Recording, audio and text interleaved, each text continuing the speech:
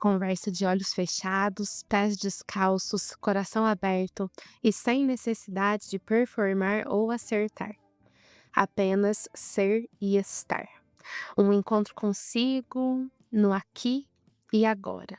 Sem pressa e sem cobranças. E deixar que isso seja o suficiente.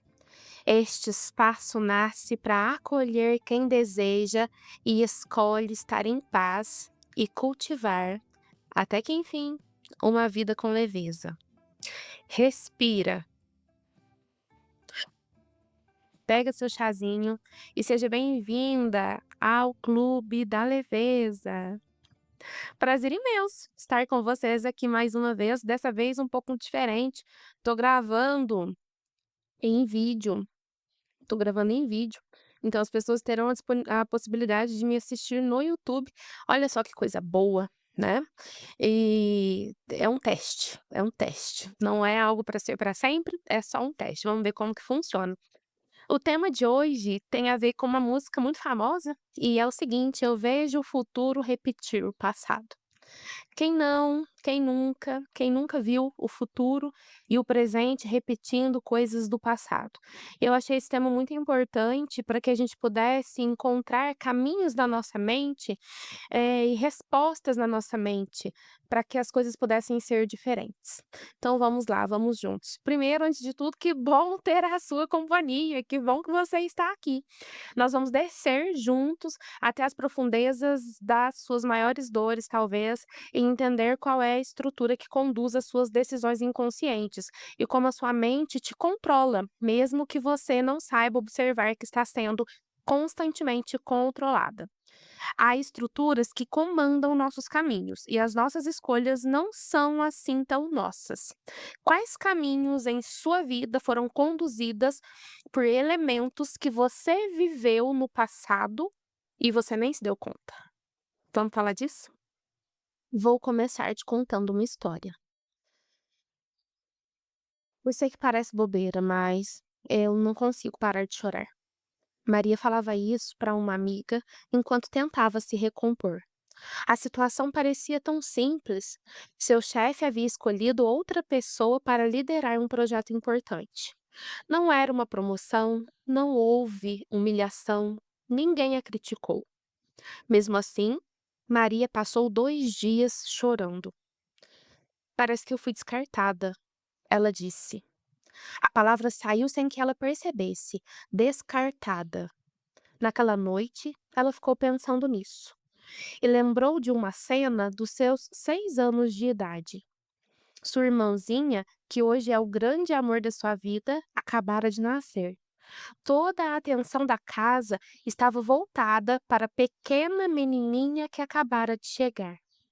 Uma tarde, Maria apareceu correndo e ofegante, com um lindo desenho nas mãos. Mãe, olha o que eu fiz. Agora não, filha, agora não. A resposta era compreensível. A mãe estava exausta, mas a menina não tinha maturidade para entender aquilo. O que ela sentiu foi outra coisa. Eu não sou importante. A vida seguiu.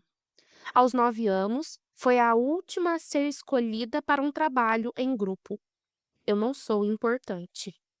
Aos 13, sua melhor amiga começou a se afastar do nada e se uniu com outro grupo de meninas.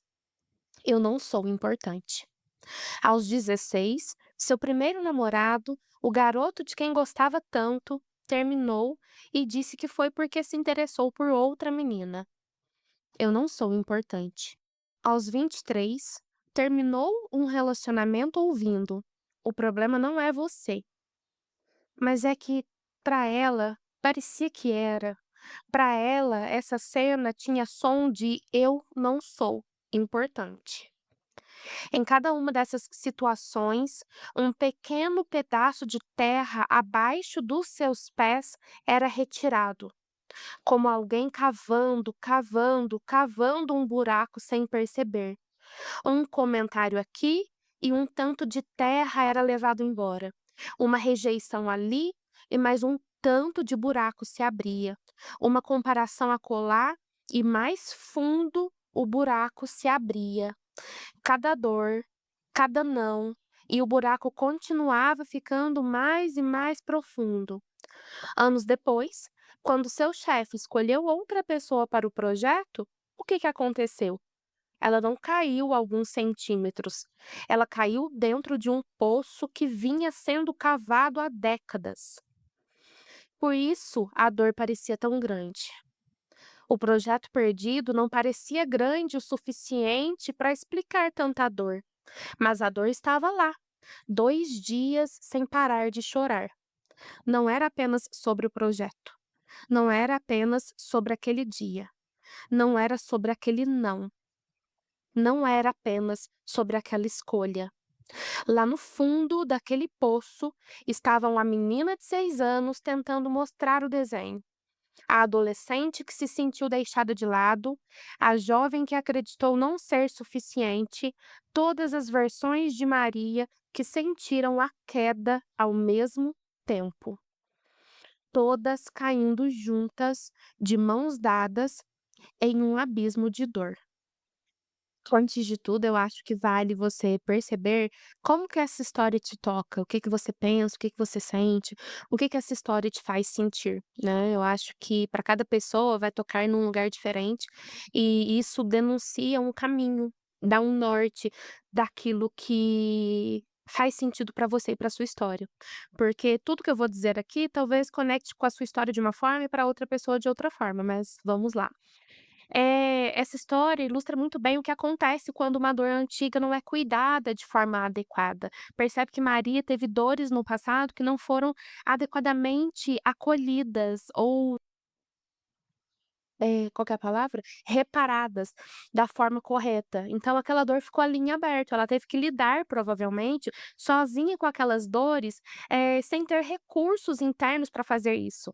E o que que eu quero dizer com isso? Eu digo que quando uma criança sofre um impacto, um baque, um trauma, que está além da sua capacidade, além da sua compreensão, além da sua condição, de reparar, de resolver aquela questão internamente, aquilo cria uma ferida muito grande, abre esse buraco, certo? E quem tem condições de fazer isso são os cuidadores dessa criança, né?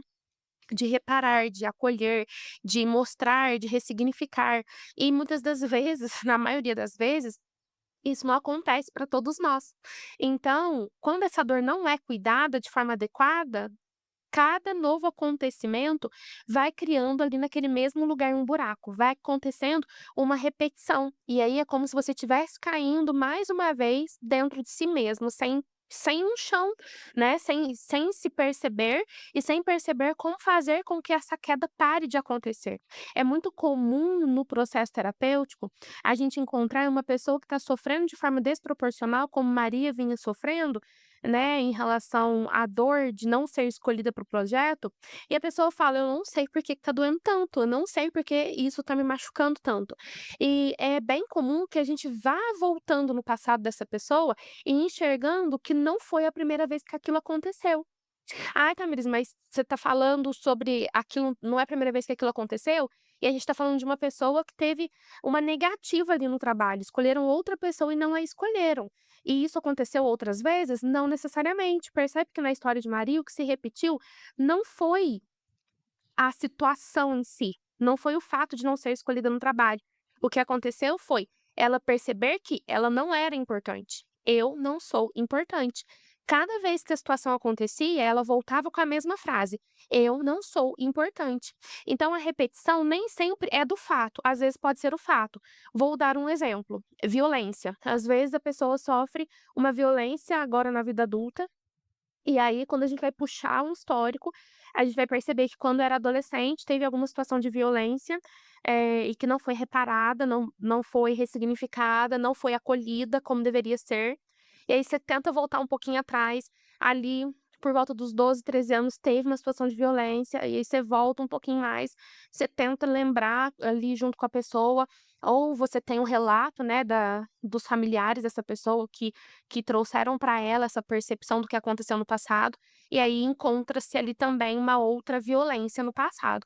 Então, existe uma repetição, que pode ser a repetição da situação em si, né, então a gente pode falar de violência, a gente pode falar de abuso, a gente pode falar de uma humilhação, a gente pode falar de diversas outras situações.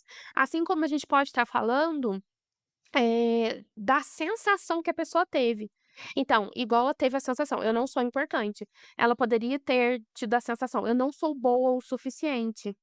Eu não sou útil, eu não dou conta de fazer as coisas, eu não consigo fazer nada direito. Enfim, qualquer outra sensação, né, que ela poderia ter ali e poderia ter sido repetido ali ao longo da vida. Isso tudo que eu tô falando tá fazendo sentido pra vocês? Se até agora o que eu falei fez sentido, você coloca vamos colocar um símbolo? Vamos colocar os brilhinhos? Eu adoro brilhinho. Coloca aqueles brilhinhos, sabe que tem 3 assim? Coloca pra eu saber que você chegou até aqui, que fez sentido pra você, ou coloca um joinha, tá? Que às vezes você não vai achar o brilho, põe um joinha, dizendo que você chegou até aqui, que fez sentido até aqui pra você. E por que que é tão importante a gente falar sobre isso? Porque enquanto a gente olhar a história como algo fragmentado, olhar a história só no presente, não olhar a história como um todo, por inteiro, a gente vai continuar acreditando que o sofrimento vem só do presente, que aquilo que aconteceu aqui, a gente encontra respostas apenas aqui, e isso não é uma realidade. Quando a gente fala de mente humana. É claro que cada caso é um caso, né, a gente precisa avaliar, mas eu estou trazendo essa perspectiva para você entender que esse caminho é possível, que muitas vezes aquilo que está acontecendo, a dor que acontece está ecoando, ó, de muito longe, certo? Então essa história, né, da Maria nos permite perceber por que as coisas se repetem em nossa vida, né? Por que que a repetição acontece? E ela acontece porque ela busca uma reparação. É como se cada vez que acontece uma coisa ruim, negativa, e que está conectada com aquilo que aconteceu no passado, é como se a nossa mente, de certa forma, estivesse buscando uma reparação. A reparação que não aconteceu naquele passado. Então, por exemplo, no caso da Maria, quando ela era muito pequenininha, né, ela foi entregar o desenho para a mãe dela, e ela sentiu: "Eu não sou importante, porque agora tem uma outra pessoa que é mais importante do que eu. Uma outra pessoa ocupou esse lugar. Eu não sou tão boa assim, eu não sou tão importante assim, tem uma pessoa melhor que eu". Então, ela sentiu isso, e aí talvez a mãe dela não tivesse ali a sensibilidade de dizer: "Olha filha, me desculpe, naquele momento eu não pude olhar o seu desenho, mas você é importante, o seu desenho é importante, vem cá com a mãe, deixa eu ver seu desenho, deixa eu ver que bonito que ele é.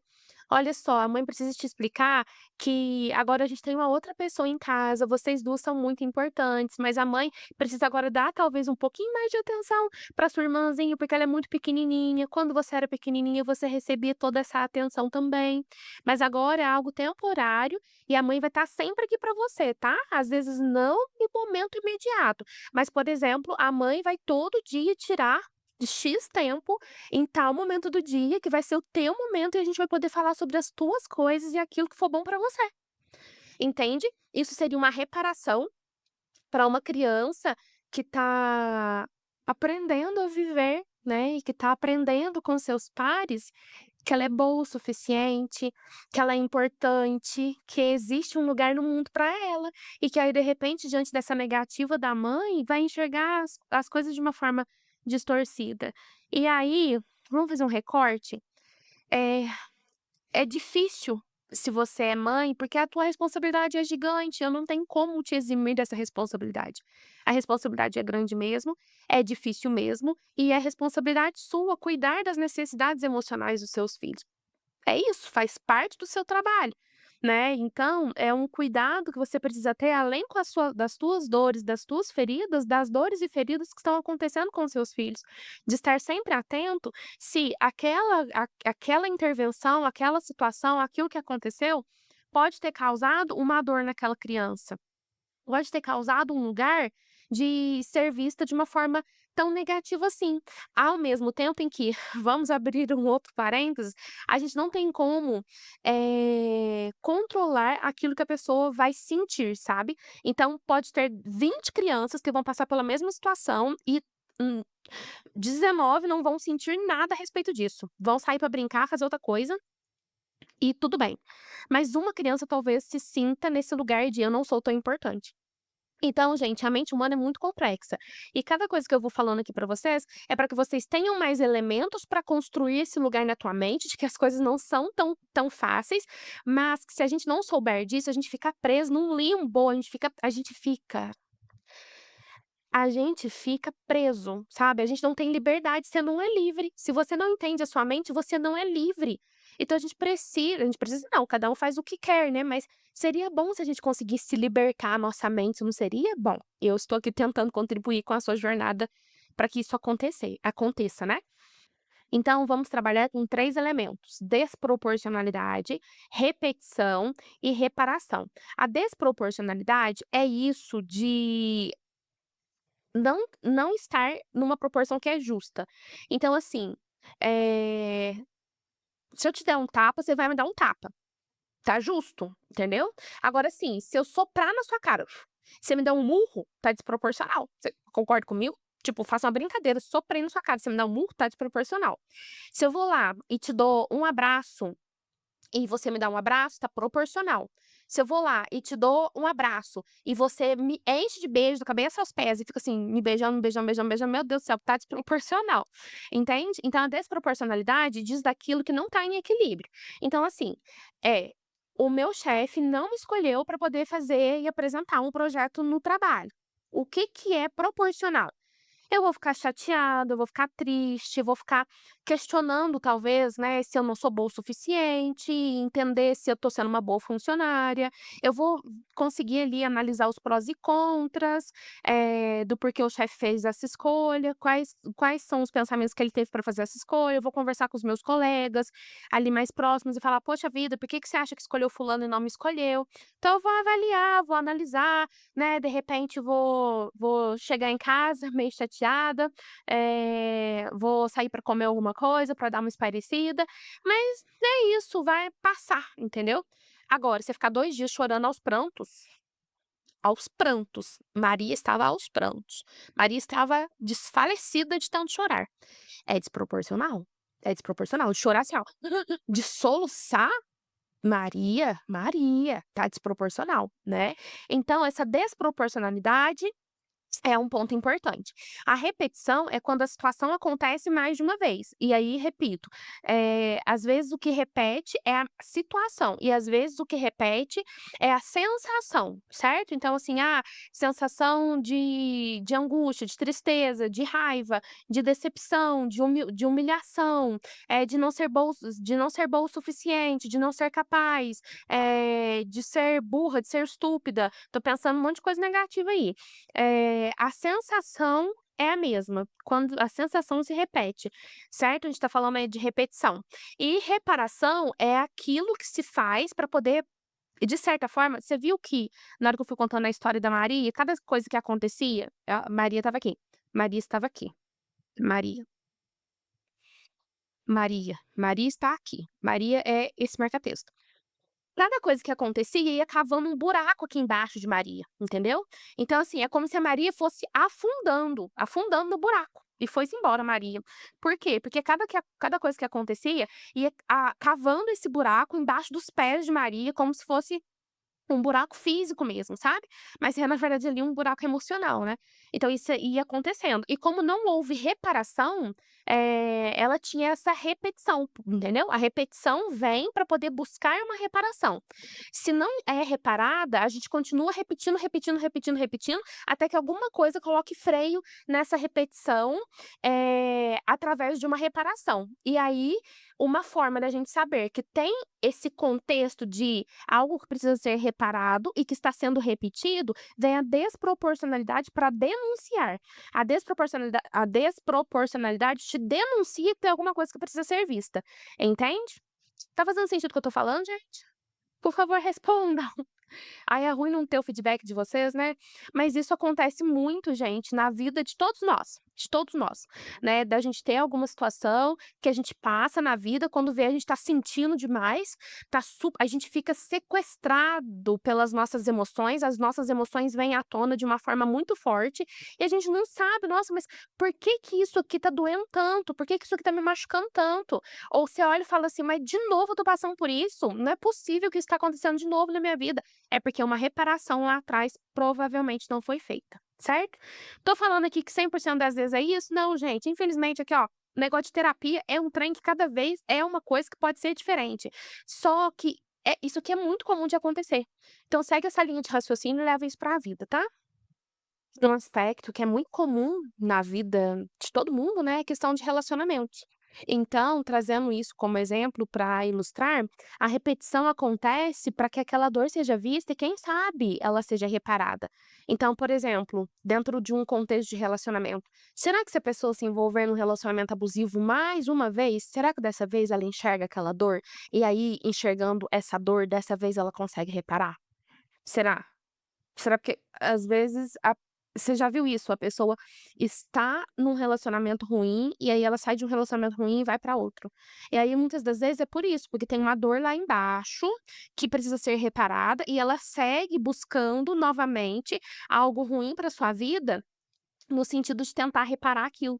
Só que, isso aí são armadilhas da nossa mente, né, tá tudo no nosso inconsciente. Só que estar naquele relacionamento não repara nada, absolutamente nada.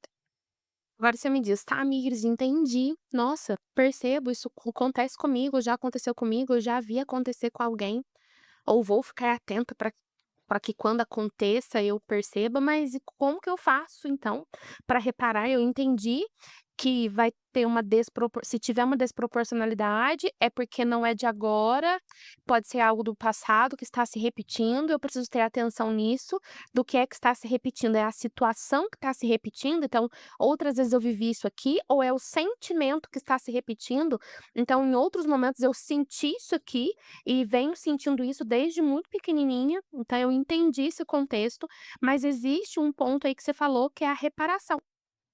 E que barulho, gente. Pelo amor.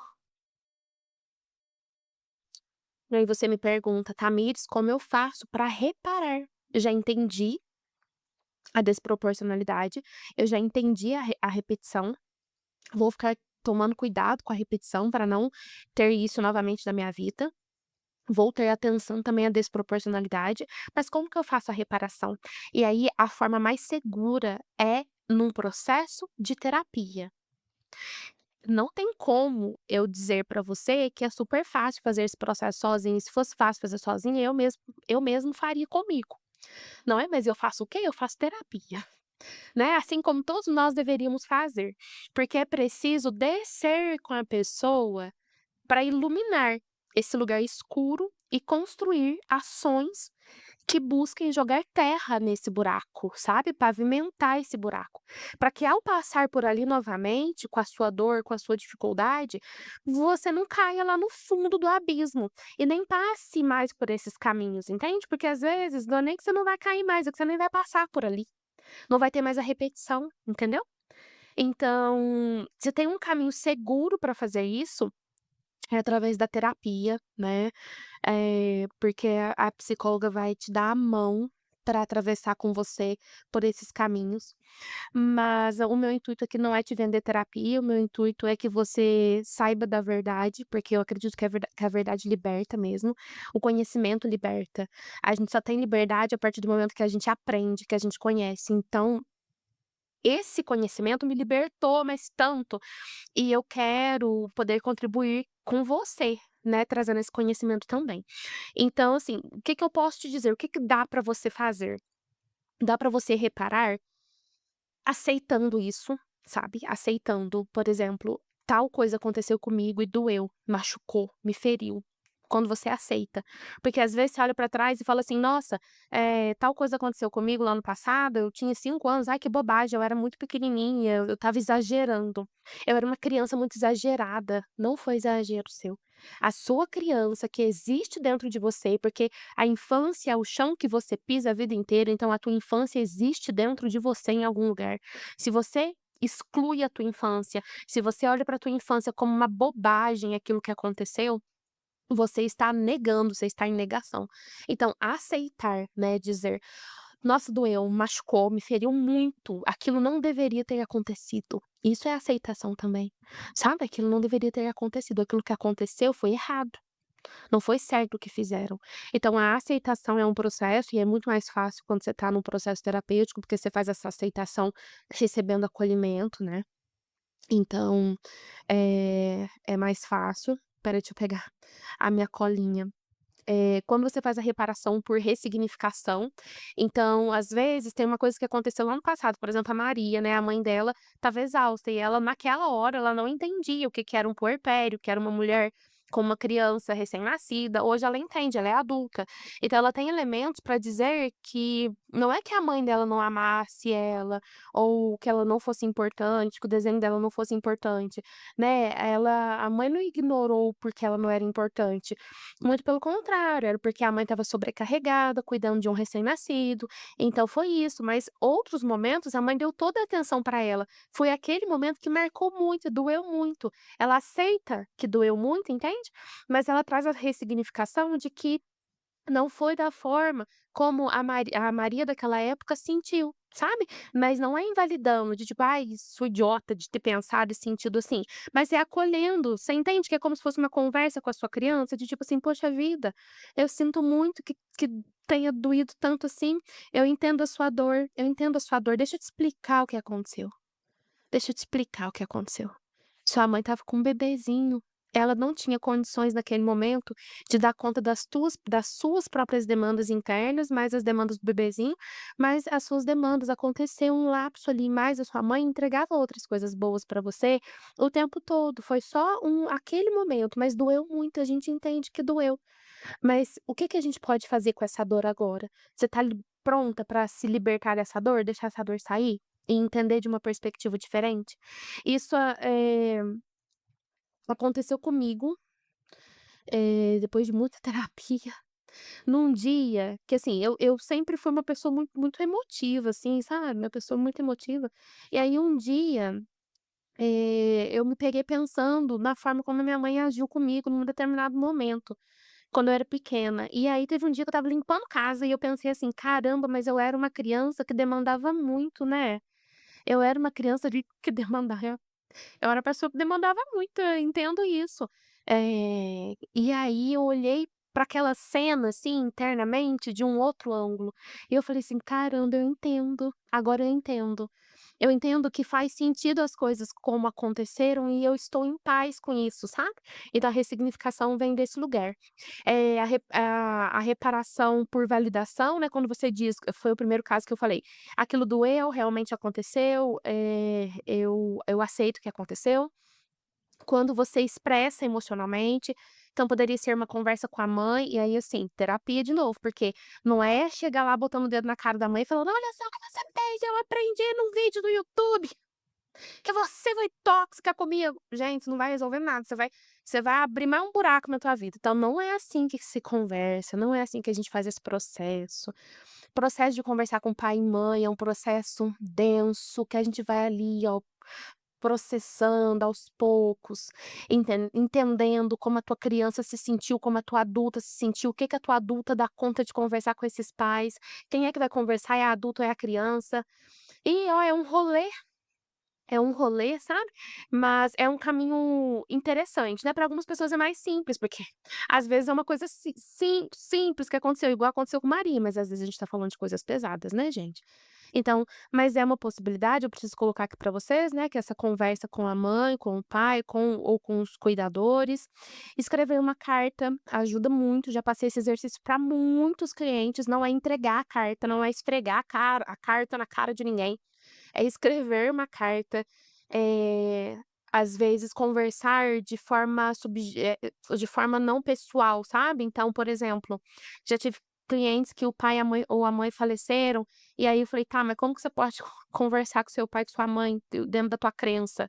Aí tem gente que fala assim: "Ah, eu vou na igreja, ah, eu vou no cemitério, ah, eu faço uma oração em casa". Então Como que você faz para poder fazer essa conversa? Através de exercícios, né, na terapia, a gente pode fazer isso também, dizer em voz alta, expressando, né, aquilo que você nunca expressou, isso pode ser importante também. Eh a reparação relacional, que é quando, por exemplo, a gente vai buscar, em outras relações, aquele acolhimento. Então, vamos supor, se Maria, naquele momento em que ela entregou o desenho para a mãe não quis ver, ela saiu correndo e se escondeu no quarto, Maria não vai fazer dessa forma agora, ela vai encontrar nas relações algum suporte, como se fosse uma ação corretiva, sabe. Ela vai buscar esse suporte. Então eu vou falar com uma amiga, eu vou pedir colo pra uma amiga. Amiga colo mesmo, gente. Já pediu colo pra gente grande? É, pedir colo mesmo, de tipo assim: "Amiga, eu estou sofrendo muito, porque eu entendi que isso aqui que tá acontecendo tem a ver com o meu passado, tá doendo pra caramba, você pode me dar um colo?". E aí você senta no chão, bota a pessoa, assim, no meio das tuas pernas, como é que eu explico? Você tá com as pernas assim, a pessoa vem e encaixa aqui de lado, assim, e aí você junta a pessoa, igual você juntaria uma criança, você junta a pessoa assim, ó, traz pra perto assim, ó, bota aqui e dá aquele colo, sabe. É gostoso, já dei colo pra uma amiga. E, às vezes é importante, sabe, porque às vezes faltou pra pessoa colo na hora que a dor aconteceu. Eu lembrei dessa amiga, até me emocionei. Ela viveu uma situação muito terrível terrível, absurda, e não teve colo, não teve acolhimento, ninguém falou pra ela: "Eu te vejo, eu vejo a sua dor, eu vejo o que está acontecendo. Eu vi o que aconteceu com você, eu estou aqui, você não está sozinha". E às vezes é isso que a pessoa precisa, que você junte ela, traga ela para um colo, entendeu? Eh uma reparação através de novas experiências, não é, então se ela, se a pessoa vive em relações onde ela não é ouvida, então ela vai buscar lugares onde ela pode ser ouvida, entende? Relações mais positivas onde ela pode ser ouvida. Ela vai experimentar falar mais vezes no trabalho, por exemplo, para trazer essa experiência de ser ouvida. Ela vai ver quais são as relações onde ela tem essa abertura e vai mandar um áudio para essas pessoas e vai falar com essas pessoas. Outra forma, reparação pela diferenciação do passado e do presente. Então, repetir para si, trazer essa consciência, é muito do dentro da ressignificação também, mas de que o que eu estou sentindo é de agora. O que eu estou sentindo é de agora, isso aqui aconteceu agora, essa profundidade vem de longe, essa profundidade é do passado, eu entendo, isso dói, mas o que eu estou sentindo é agora, eu vou tratar isso aqui no momento presente, eu entendo de onde veio essa dor, eu entendo e eu vou buscar caminhos para poder, fazer alguma coisa com essa dor, mas o que eu estou sentindo é no agora, sabe, para poder tentar fazer uma desconexão, acontecendo essa desconexão, porque quando você tem consciência, só de ouvir esse vídeo aqui, você já vai ter consciência da próxima vez que acontecer, você vai falar: "Opa, opa, aqui olha o passado voltando, olha o futuro repetindo o passado, olha o futuro repetindo o passado, não quero, não aceito, isso não vai acontecer comigo". E aí você pega um caminho alternativo também, né. E isso de mudar a ação, tentar buscar caminhos alternativos, também é possível, né. Vou falar de relacionamento de novo, porque relacionamento é algo fácil da gente ilustrar, mas às vezes você tá numa situação, e aí você já percebe ali logo de início que você, vai estar num relacionamento abusivo, então você vai esperar? Você não vai esperar, você vai ser esperta, bonita, saia desse relacionamento é logo, corra para as colinas, sai fora daí, entendeu. Então, ao invés de esperar como você faria, você não vai esperar mais. E é isso, gente. São, assim, formas ilustrativas, assim, né, do que eu acho que eu posso te ajudar de alguma forma. São formas que eu faço, que eu conduzo os meus clientes no dia a dia. Tudo isso daqui é uma teoria que eu aprendi com Vanessa Sesnick e Elton Euler. Eles eram donos do Corpo Explica, quando eu trabalhei para eles, eu fui funcionária deles um tempo. E eles me ensinaram isso aqui, essa estrutura de que cada vez que acontece é como se fosse um buraco se abrindo, eles chamavam de abismo em camadas. E eu dei os meus toques aqui, né, as minhas percepções, a minha visão, e eu acho que é um conhecimento incrível e que a gente precisa passar adiante, porque quanto mais pessoas souberem disso, mais fácil fica de saber por que que você está sentindo o que você está sentindo, e que não é em vão, entendeu. Então assim, às vezes não vai diminuir a quantidade das tuas lágrimas, você vai continuar chorando copiosamente e se enrolar igual um feto, em posição fetal, e chorar pra caramba, às vezes você vai fazer isso, mas você vai chorar sabendo, entendeu? Você vai chorar sabendo e falando assim: "Eu sei de onde que isso aqui veio". Se eu sei de onde que isso aqui veio, e eu sei que é possível, eu sei que tem caminhos para eu poder ressignificar isso, para eu reparar isso, para poder mudar o caminho disso, sabe. Eu vou tentar, nem que se for uma coisinha de cada vez, eu vou tentar fazer algum caminho diferente. E aí na hora que você sabe que não é o acaso, não é tipo porque você não é uma escolhida de Deus, sabe, Deus tem seus preferidos, o povo fala, né: "Ah, então eu sou uma coitada, e tudo acontece comigo". Não, isso aí acontece com todo mundo, só que tem gente que tem o conhecimento pra quebrar isso talvez mais fácil, e tem gente que não tem o conhecimento, mas agora você tem o conhecimento, tá vendo, agora você tá sabendo. E é isso, gente, que feliz eu tô de falar sobre esse tema com vocês.